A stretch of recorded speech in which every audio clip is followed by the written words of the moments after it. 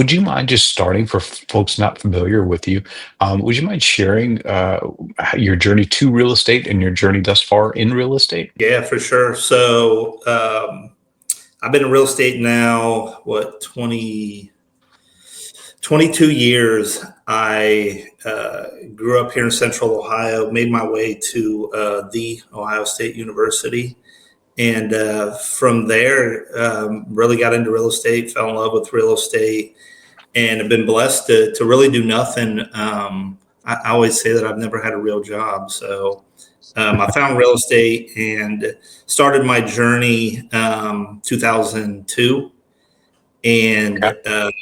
have been able to build up to 43 agents. This year we're looking at 500 transactions, about 160 million in production, and Wow. it's been a great ride. So super excited where we're at, and the journey along the way. It's been fun, and finally super excited to hang my hat here at EXP and be a part of this great company. Did you recently join us? It's been 7 years now. So you're like an OG, actually. Yeah, I've been here. It does feel that way. I remember in the early beginnings, and I came over to EXP. It was about 11 agents, and like I said, we've grown it to 43 agents now, and growing, and it's been fun. You talked about having the right people on the bus to go take a new hill, so to speak. Is it which is the cart, which is the horse? Is it, man, I really want to be in that zip code, and let's go find somebody who can be there, or I've got somebody great who understands that area, and now let's go to Zillow and get that new zip code. Yeah, great question. I think you can do it both ways, and we did it both ways, where we knew that there was zip codes that were very strong and emerging, and like I said, with Columbus, Intel, and there's Google here and Facebook, and a lot of things that were happening from a business and kind of commercial standpoint that we wanted to capitalize on. So we went after zip codes that way. And then also we had agents that we knew would be strong in certain areas. And we were able to kind of leverage some of the great individuals that we already had as far as team members and agents, and go after zip codes that way also. So we played both sides of the fence on that. You said you were a premier agent first, and Yep. a bunch of people I've talked to who were Zillow Flex, that was the case. Do you feel like if you had not been, you probably would not have landed your Zillow Flex account? For me, 100%.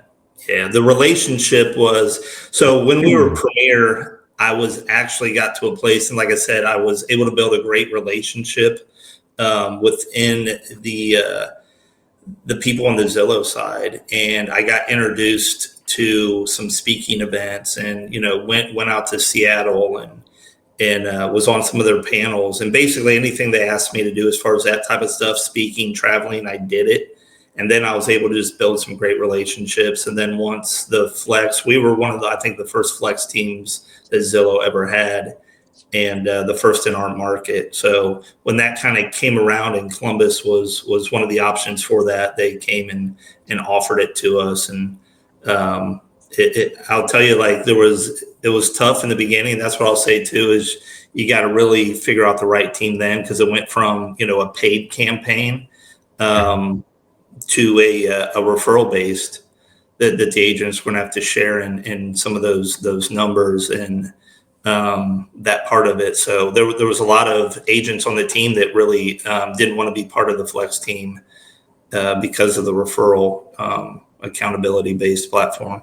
And when you talk about messaging around that, how are you messaging around that? Is that social media posts? Is that LinkedIn posts? Is that just prospecting calls to potential agents? Yeah. So we was just talking about attraction, and like I said, I'll be honest that I probably should have a better strategy, and especially with EXP in our model. But we've really grown that way, from me meeting you and you meeting an agent or doing a co-op. Like I said, we do a lot of just different events in the community, and obviously meet a lot of agents, stuff like that. We do a lot of trainings. Like I've said, we're very big on training, education. We've done different events where we'll just invite anyone, and we'll just talk about, hey, how to how to double your business in the next 12 months, how to, list more houses than you ever have, different stuff like that. And just really talk about strategy and systems, processes, all of those things. And that kind of attracts the type of agent, right, that we're looking for. I'm looking for an agent that's super into education, that doesn't mind hitting the phones, that'll put in the sweat equity. And I really look at all the agents, the way that we set up our structure and our compensation is very much a partner based, right? I'm going to help on the franchise side of making sure you have everything you need to be successful. And then I need you to put in the sweat equity and come to work every day and put your boots on. When you think about your conversion rates of Zillow leads, I'm curious if you happen to know them. I'd love to know what your kind of overall conversion rate is. And I know, time will tell a lot. So maybe in a 6-month period or whatever time frame you think. And then I'm curious, because that's going to be the lie of averages, right? Meaning that an average is that half of the people are above it, half of the people are below it. So Yeah. what is it that your top producers, your top converters do that the rest are not doing? Yeah, a lot of it is it's going to be your scripting. Are you asking the right questions? And then it's going to be your tenacity, your follow up.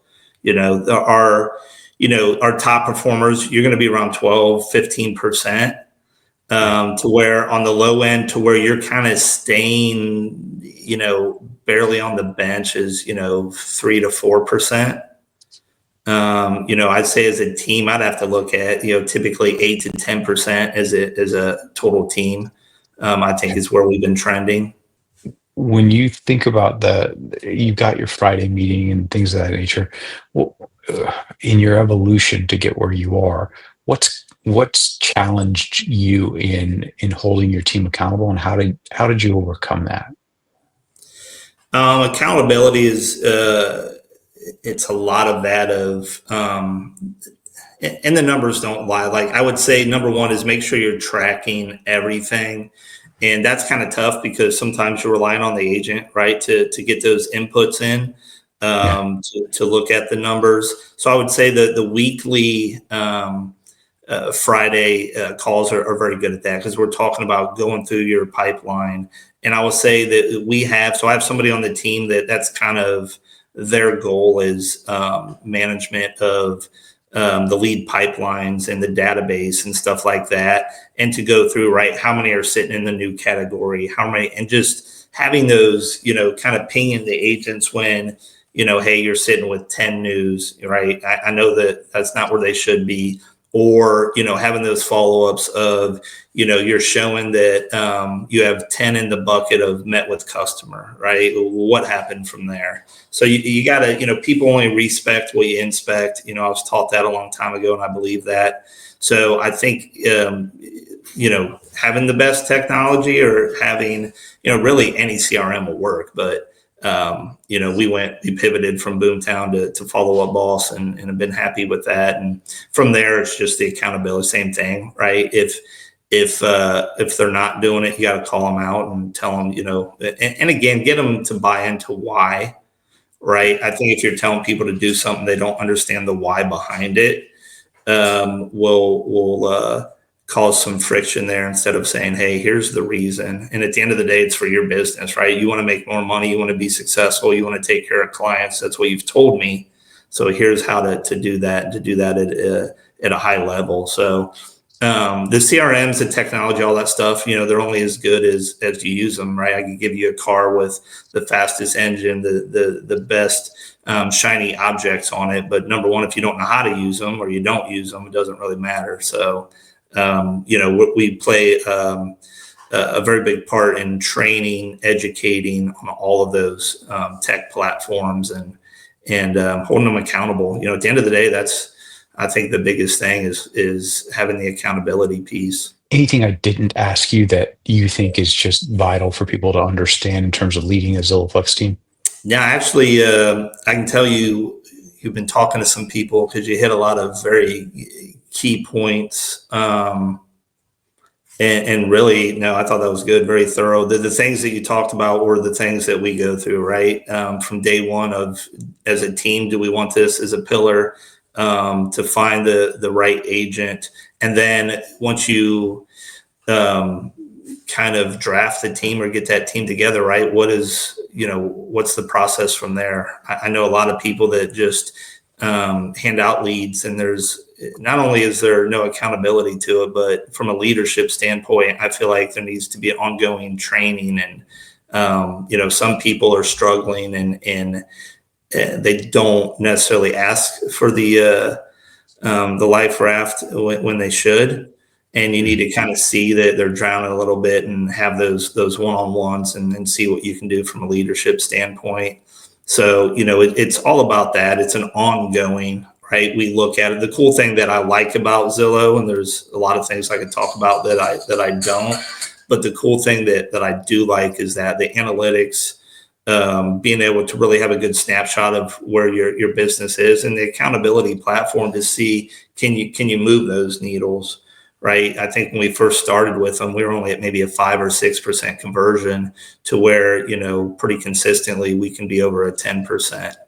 And those things are just from, looking at how can we get better at this part of the funnel, or how can we get better on our scripting, on our speed to lead, just different things. And then we really move that across all lead platforms. I think the cool thing, and if leaders are looking at this, is most teams, I hope you have more than one lead source, right? And just, go ahead and adopt some of these same principles over to those other ones. And it's helped us, level those up. Overall, most people throughout my career have said, internet leads, you're going to convert maybe at 1% if you're lucky.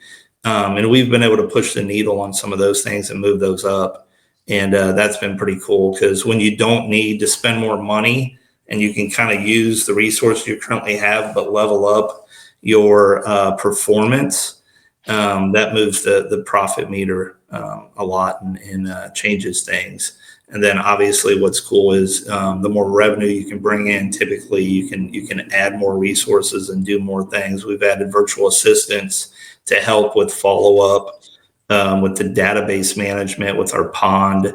And those things wouldn't have been in the budget if we weren't looking at numbers and really looking at the P&L. One last detailed question, and then I swear I'll let you get back to your real world. Okay. You mentioned database management a couple of times now. Is that an ISA, or is that just somebody going through the database and making sure that people are on the appropriate plan, but not actually reaching out to those individuals? Yep. So we do it a little different. So virtual assistants will operate in the pond. And then if the leads are assigned to you, or you're working the leads, that's kind of my, I call them our success coach that's on the team internally. So we have somebody that literally, so I don't lead the Friday call. I have somebody else who leads that Friday call with the Zillow Flex team. And he's the one looking at those pipelines and numbers. And then, like, if it's in the pond, we haven't got a hold of them, or, they're just going to be a longer term nurture lead. That's what the virtual assistants are in, just, peppering them with newsletters, or, making sure our e-alerts are set up, or those types of things. So they're doing that part of the database management. But if it's what we consider a hot lead, which is kind of 0 to 90 days or so, those are, in your actual agent database, and those are being managed by somebody else on the team. Thank you, by the way, for doing this. This has been a great conversation. I really appreciate it.